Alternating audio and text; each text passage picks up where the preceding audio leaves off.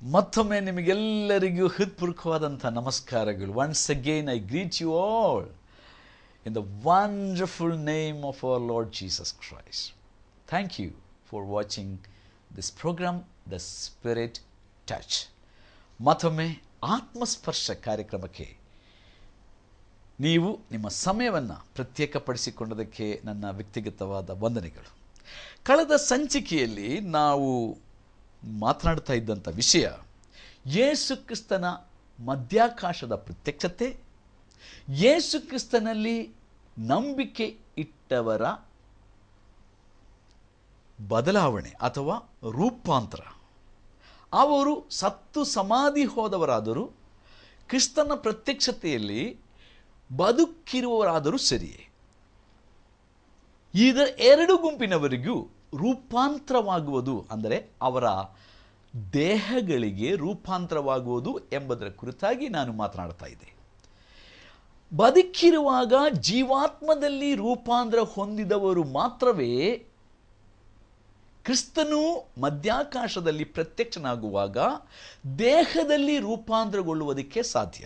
That's A very very important truth. If a person is transformed with inside while he is alive in this body, then only, or such people only, will be transfigured in this body at the second appearance of the Lord Jesus Christ in the sky or in the air. ಹಾಗಾದರೆ ಬದುಕಿರುವಾಗ, ಅಂದರೆ ಈ ದಿವಸಗಳಲ್ಲಿ ಈ ಒಂದು ಕಾರ್ಯಕ್ರಮವನ್ನು ವೀಕ್ಷಿಸ್ತಿರುವಾಗಲೇ ನಿಮ್ಮ ಅಂತರಾತ್ಮದಲ್ಲಿ ರೂಪಾಂತರಗೊಳ್ಳುವುದಕ್ಕಾಗಿ ನಿಮ್ಮನ್ನು ದೇವರ ವಚನಗಳಿಗೂ ದೇವರ ಪವಿತ್ರಾತ್ಮರಿಗೂ ನೀವು ಸಮರ್ಪಿಸಿಕೊಡಬೇಕಾಗಿದೆ. ನಿಮ್ಮ ಅಂತರಾತ್ಮದೊಳಗೆ ಪುನರ್ಜನ್ಮ ಸಂಭವಿಸಬೇಕು. ನೀವು ಮಾನಸಾಂತರ ಹೊಂದಬೇಕು, ಮತಾಂತರವಲ್ಲ. ಮನಸ್ಸು ರೂಪಾಂತರಗೊಳ್ಳುವುದಕ್ಕೋಸ್ಕರ ಕರ್ತನಾದ ಯೇಸು ಕ್ರಿಸ್ತನಿಂದಲೇ ಹೊರತು ಬೇರೆ ಯಾರಿಂದಲೂ ಆ ಕಾರ್ಯ ಮಾಡಲಿಕ್ಕೆ ಸಾಧ್ಯವಿಲ್ಲ. ಆದ ಕಾರಣ ಯೇಸು ಕ್ರಿಸ್ತನು ನನ್ನ ವ್ಯಕ್ತಿಗತ ರಕ್ಷಕನು, ನನ್ನ ದೇವರು, ನನ್ನ ಒಡೆಯನು ಎಂಬುದಾಗಿ ನೀವು ಹೃದಯದಿಂದ ನಂಬಿದನ್ನು ನೀವು ಬಾಯಿ ಬಿಟ್ಟು ಅರಿಕೆ ಮಾಡಿಕೊಳ್ಳುವುದರ ಮೂಲಕ ನೀವು ದೇವರು ಉಚಿತಾರ್ಥ ವರವಾಗಿ ಅನುಗ್ರಹಿಸುವ ವಿಮೋಚನೆ ಅಥವಾ ಆತ್ಮರಕ್ಷಣೆ ಅಥವಾ ಮೋಕ್ಷ ಈ ಬದುಕಿನಲ್ಲಿಯೇ ಹೊಂದಿಕೊಳ್ಳಲು ಸಾಧ್ಯ ಎಂಬುದಾಗಿ ಸತ್ಯವೇದವು ಸ್ಪಷ್ಟವಾಗಿ ಹೇಳುತ್ತದೆ. ನೀವು ಯಾವ ಜಾತಿಗೆ ಅಥವಾ ಧರ್ಮಕ್ಕೆ, ಪಂಗಡಕ್ಕೆ, ಸಭೆಗೆ ಸೇರಿದ ವ್ಯಕ್ತಿಯಾದರೂ ಸರಿಯೇ, ಈ ಆಧ್ಯಾತ್ಮಿಕವಾದ ಆತ್ಮ ಸಂಬಂಧವಾದ ಎರಡನೆಯ ಜನ್ಮ ಈಗ ನಿಮ್ಮ ಅಂತರಾತ್ಮದಲ್ಲಿ ಸಂಭವಿಸದೆ ನಿಮ್ಮ ದೇಹಕ್ಕೆ ರೂಪಾಂತರ ಸಂಭವಿಸುವುದಿಲ್ಲ ಮಿತ್ರನೇ. ನೀವು ಪಾದಿರಿಯಾಗಬಹುದು, ನೀವು ಗುರುಗಳಾಗಿರಬಹುದು, ನೀವು ಪಾಸ್ಟರೇ ಆಗಿರಬಹುದು, ದೇವರ ವಚನವನ್ನು ಸಾರುವಂಥ ಒಬ್ಬ ಸುವಾರ್ತಿಕನೇ ಆಗಿರಬಹುದು. ಆದರೆ ಈ ಎಲ್ಲ ಕೆಲಸಗಳು ಅಂತರಾತ್ಮದೊಳಗೆ ರೂಪಾಂತರಗೊಳ್ಳದೆ ಮಾಡುವುದಕ್ಕೆ ಸಾಧ್ಯ ಎಂಬುದು ನಿಮಗೆ ಗೊತ್ತಿದೆಯಾ?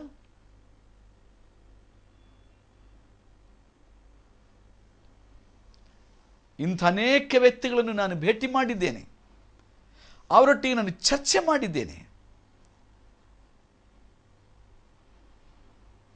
ಇತರರ ಬಗ್ಗೆ ಯಾಕೆ ಹೇಳಲಿ, ನಾನೇ ಹಾಗೆ ಒಂದಾನೊಂದು ಕಾಲದಲ್ಲಿ ಜೀವಿಸುತ್ತಾ ಇದ್ದೆ. ಎರಡನೇ ಬಾರಿ ಹುಟ್ಟದೆ ಅಥವಾ ನನ್ನ ಅಂತರಾತ್ಮದಲ್ಲಿ ನನಗೆ ಪುನರ್ಜನ್ಮ ಸಂಭವಿಸದೆ ಇತರರಿಗೆ ಯೇಸು ಕ್ರಿಸ್ತನ ಪ್ರಚಾರ ನಾನು ಮಾಡುತ್ತಾ ಇದ್ದೆ. ನಾನು ಯೌವನಸ್ಥನಾಗಿದ್ದಾಗ ಕರಪತ್ರಗಳನ್ನು ಹಂಚುತ್ತಾ ಇದ್ದೆ. ಮಕ್ಕಳಿಗೆ ವೇದ ಪಾಠ ಹೇಳಿಕೊಡುತ್ತಾ ಇದ್ದೆ.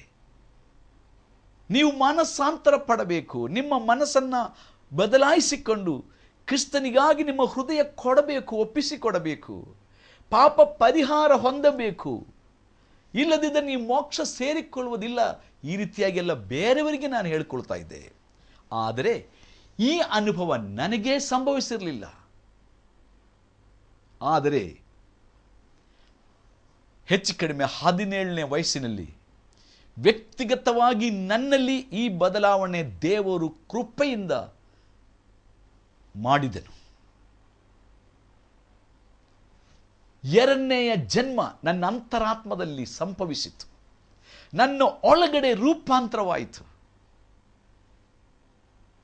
ನನ್ನ ಜೀವಿತವು ಅಂದಿನಿಂದ ದಿನೇ ದಿನೇ ದೇವರ ವಚನಕ್ಕೂ ದೇವರ ಪವಿತ್ರಾತ್ಮನಿಗೂ ನನ್ನನ್ನು ಒಳಪಡಿಸಿಕೊಳ್ಳುವುದರ ಮೂಲಕ ಬದಲಾಗುವುದಕ್ಕೆ ತೊಡಗಿತ್ತು.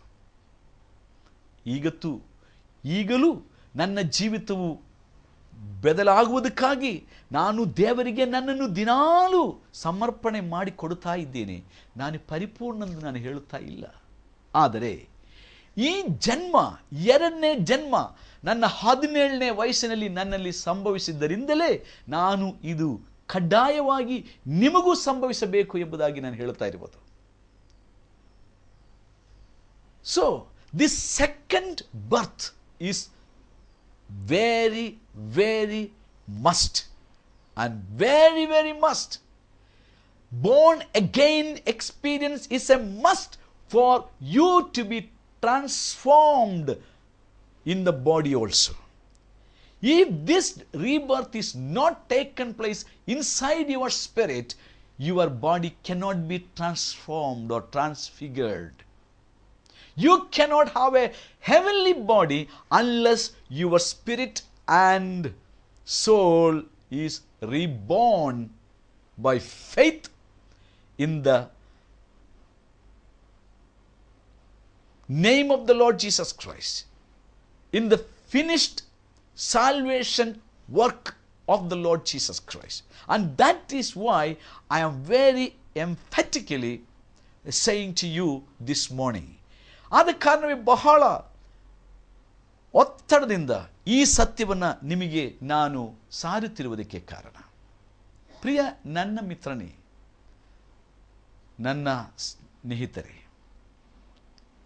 ನಿಮ್ಮಲ್ಲಿ ಈ ಎರಡನೆಯ ಹುಟ್ಟು ಸಂಭವಿಸಿದೆಯೇ? If you are born once, you have to die twice. But if you are born twice, you need to die only once, my friend. ಅರ್ಥವಾಗಿರಕ್ಕಿಲ್ಲಲ್ವಾ? ನೀವು ಜೀವನದಲ್ಲಿ ಒಮ್ಮೆ ಮಾತ್ರ ಹುಟ್ಟಿರುವುದಾದರೆ ನಿಮಗೆ 2 ಸಾವು ಖಚಿತ. ಒಂದು ಶಾರೀರಿಕವಾದ ಸಾವು, ಇನ್ನೊಂದು ಎರಡನೇ ಸಾವು ಅಥವಾ ನರಕದ ಸಾವು. ಆದರೆ ನೀವು ಈ ಜೀವಮಾನದಲ್ಲಿ 2 ಬಾರಿ ಹುಟ್ಟಿರುವುದಾದರೆ, ದೇಹದಲ್ಲಿ ಹುಟ್ಟಿದ್ದೊಂದು, ಆಮೇಲೆ ಆತ್ಮೀಕವಾಗಿ ಹುಟ್ಟುವುದು ಎರಡನೆಯದು. ಈ ಎರಡನೇ ಹುಟ್ಟು ನಿಮಗೆ ಸಂಭವಿಸಿದರೆ ನಿಮಗೆ ದೇಹದ ಈ ತಾತ್ಕಾಲಿಕವಾದ ನಿದ್ರೆ ಎಂಬ ಸಾವು ಮಾತ್ರ ನಿಮಗಿರುವುದು. ಎರಡನೇ ಮರಣವಾದ ಎರಡನೇ ಸಾವು ನಿಮಗೆ ಇರುವುದಿಲ್ಲ. ನರಕದ ಸಾವಿನಿಂದ ನೀವು ತಪ್ಪಿಸಿಕೊಳ್ಳುವುದಕ್ಕೆ ಯೇಸು ಕ್ರಿಸ್ತನನ್ನು ಈಗಲೇ ನಿಮ್ಮ ಸ್ವಂತ ರಕ್ಷಕನಾಗಿ, ದೇವರಾಗಿ, ಒಡೆಯನಾಗಿ, ಪ್ರಭುವಾಗಿ ನಂಬಿಕೆಯಿಂದ ಸ್ವೀಕಾರ ಮಾಡಿರಿ. ಪಾಪ ಅರಿಕೆ ಮಾಡಬೇಕಾದದ್ದು ಪಾದಿರಿಯ ಮುಂದೆ ಅಲ್ಲ, ಗುರುಗಳ ಮುಂದೆ ಅಲ್ಲ, ಪಾಸ್ಟ್ರ ಮುಂದೆ ಅಲ್ಲ. ಪಾಪವನ್ನು ಅರಿಕೆ ಮಾಡಿಕೊಳ್ಳಬೇಕಾದದ್ದು ನಿಮ್ಮನ್ನು ಪ್ರೀತಿಸಿ ನಿಮ್ಮ ಪಾಪ ಪರಿಹಾರಕ್ಕೋಸ್ಕರವಾಗಿ ಶಿಲುಬೆಯಲ್ಲಿ 2000 ವರ್ಷಗಳ ಹಿಂದೆ ಪಾಪ ಪರಿಹಾರ ಯಜ್ಞವಾಗಿ ತನ್ನನ್ನೇ ಸಮರ್ಪಿಸಿಕೊಟ್ಟಂತಹ ಯೇಸು ಕ್ರಿಸ್ತನ ಹೆಸರಿನಲ್ಲಿ ಎಂಬುದಾಗಿ ಸತ್ಯವೇದ ಹೇಳುತ್ತದೆ. ಈ ರೀತಿಯಾದಂಥ ನಂಬಿಕೆ ಯೇಸು ಕ್ರಿಸ್ತನಲ್ಲಿ ಇಡುವಾಗ, ನಿಮ್ಮ ಹೃದಯ ಮತ್ತು ಆತ್ಮದಲ್ಲಿ ಇಡುವಾಗ ನಿಮ್ಮ ಜೀವನವು ಸಂಪೂರ್ಣವಾಗಿ ಬದಲಾಗುವುದು. ನಿಮ್ಮ ಒಳಗಡೆ ಈ ಟ್ರಾನ್ಸ್ಫಾರ್ಮೇಷನ್ ಸಂಭವಿಸುವುದು, ಈ ರೂಪಾಂತರ ನಿಮ್ಮ ಅಂತರಾತ್ಮದೊಳಗೆ ಸಂಭವಿಸುವುದು. ಈ ಕಾರಣದಿಂದಲೇ ಸತ್ಯವೇದ ಹೇಳುವುದು 2ನೇ ಕೊರಿಂಥ ಪತ್ರ 5ನೇ ಅಧ್ಯಾಯದಲ್ಲಿ, if any man is in Christ, ಯಾವನಾದರೂ ಯೇಸು ಕ್ರಿಸ್ತನಲ್ಲಿ ಇಂಥ ನಂಬಿಕೆ ಇಟ್ಟಿರುವುದಾದರೆ ಅವನು ನೂತನ ಸೃಷ್ಟಿಯಾದನು. He became a new creation. Old things are gone. Look, he is a brand new person.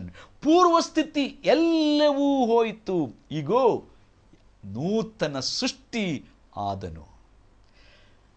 ನೂತನ ಸೃಷ್ಟಿ ಯೇಸು ಕ್ರಿಸ್ತನಲ್ಲಿ ಮಾತ್ರ ನಮ್ಮ ಅಂತರಾತ್ಮವು ನೂತನವಾಗುವುದಕ್ಕೆ ಸಾಧ್ಯ.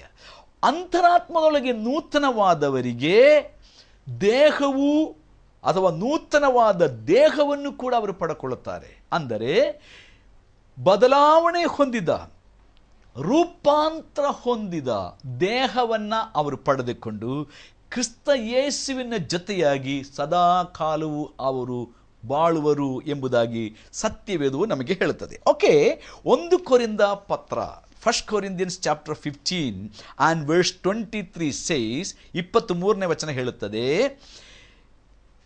ಆದರೆ ಪ್ರತಿಯೊಬ್ಬನು ತನ್ನ ತನ್ನ ತರಗತಿಯಲ್ಲಿ ಇರುವನು.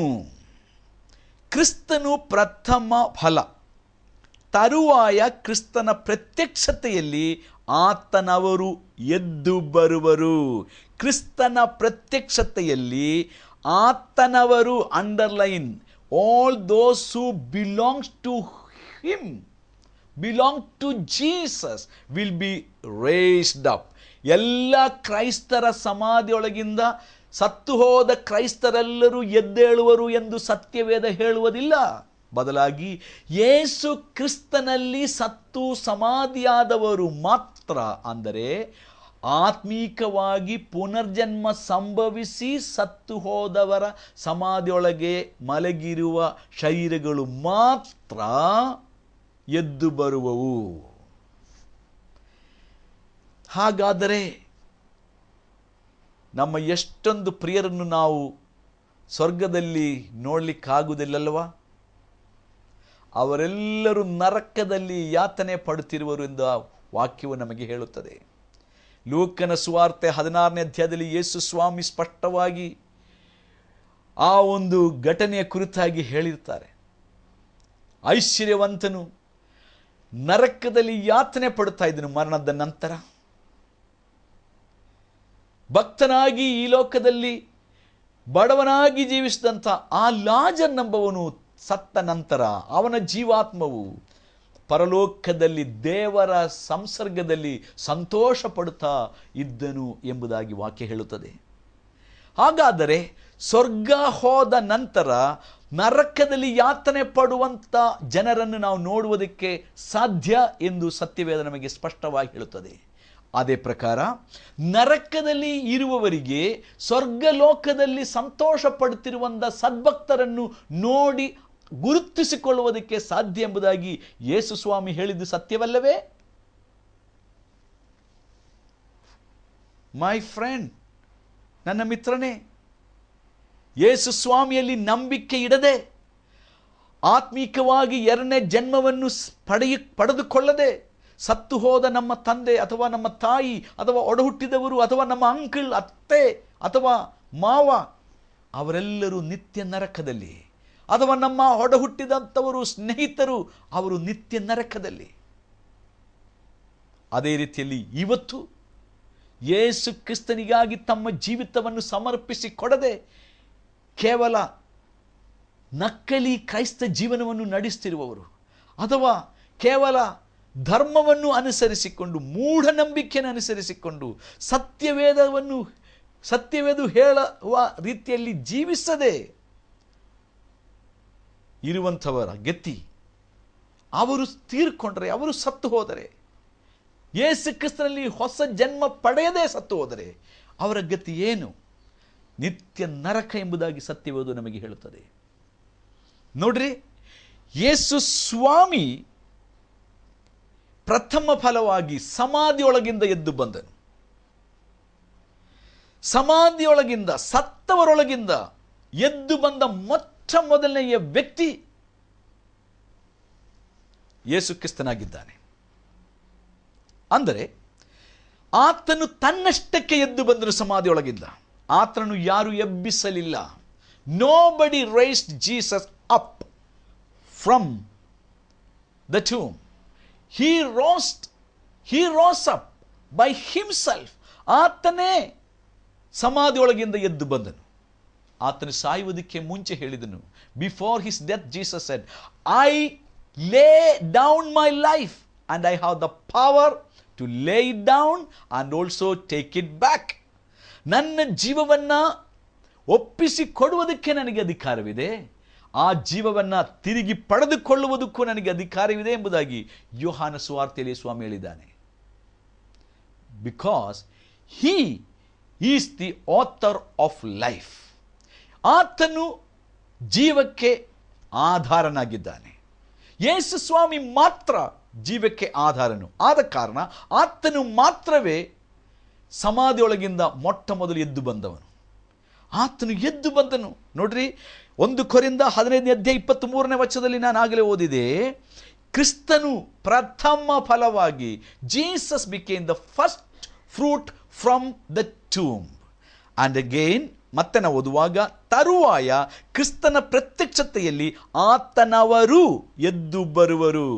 ಯೇಸು ಕ್ರಿಸ್ತನು ಸಮಾಧಿಯೊಳಗಿಂದ ಎದ್ದು ಬಂದದರಿಂದ ಆತನಲ್ಲಿ ನಂಬಿಕೆ ಇಟ್ಟು ಸಾಯುವ ಪ್ರತಿಯೊಬ್ಬರು ಕೂಡ ಸಮಾಧಿಯೊಳಗಿಂದ ಕ್ರಿಸ್ತನು ಪ್ರತ್ಯಕ್ಷನಾಗುವಾಗ ಎದ್ದು ಬರುವರು ಎಂಬುದಾಗಿ ಸತ್ಯವೇದ ನಮಗೆ ಸ್ಪಷ್ಟವಾಗಿ ತಿಳಿಸುತ್ತದೆ. ಈಗ ಇದೇ 15ನೇ ಅಧ್ಯಾಯ, chapter 15 of the same 1 Corinthians and verse 51 to 58, 51ನೇ ವಚನದಿಂದ ಮತ್ತು ಕೆಳಗೆ 58ನೇ ವಾಕ್ಯ ತನಕ ಓದುವಾಗ ಅಲ್ಲಿ ಹೀಗೆ ಬರೆದಿದೆ, ಕೇಳಿರಿ, ಇದುವರೆಗೆ ಗುಪ್ತವಾಗಿದ್ದ ಸಂಗತಿಯನ್ನು ನಿಮಗೆ ತಿಳಿಸುತ್ತೇನೆ. ನಾವೆಲ್ಲರೂ ನಿದ್ರೆ ಹೋಗುವುದಿಲ್ಲ. ಒಬ್ಬ ಸದ್ಭಕ್ತನ, ನಿಜ ಕ್ರೈಸ್ತನ ಮರಣ ನಿದ್ರೆಗೆ ಹೋಲಿಕೆ ಎಂದು ಮತ್ತೆ ನಾವು ಇಲ್ಲಿ ಓದುತ್ತೇವೆ. ನಾವೆಲ್ಲರೂ ನಿದ್ರೆ ಹೋಗುವುದಿಲ್ಲ ಅಂದರೆ ನಾವೆಲ್ಲರೂ ನಿತ್ಯ ಕಾಲಕ್ಕೂ ಸಮಾಧಿಯೊಳಗಡೆ ಮಲಗಿರುವುದಿಲ್ಲ ನಮ್ಮ ಶರೀರ. ಗಮನಿಸಿರಿ. ಆದರೆ ಕಡೆಯ ತುತ್ತೂರಿಯ ಧ್ವನಿಯಾಗುವಾಗ ನಾವೆಲ್ಲರೂ ಒಂದು ಕ್ಷಣದಲ್ಲೇ ಬಡಿಯುವಷ್ಟರೊಳಗಾಗಿ ಮಾರ್ಪಡುವೆವು. We will be changed. We all, those who are in the Lord Jesus Christ, will be transformed. We will be transformed. ನೋಡ್ರಿ, ಮಾರ್ಪಡುವೆವು.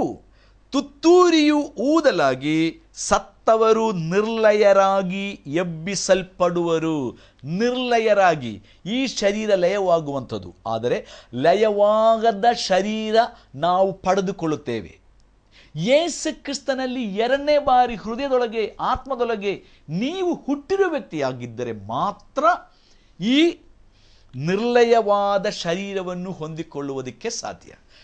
If you have this second birth experience in your spirit, in your soul, by putting your faith in the Lord Jesus Christ, then for such people only have this transformed body.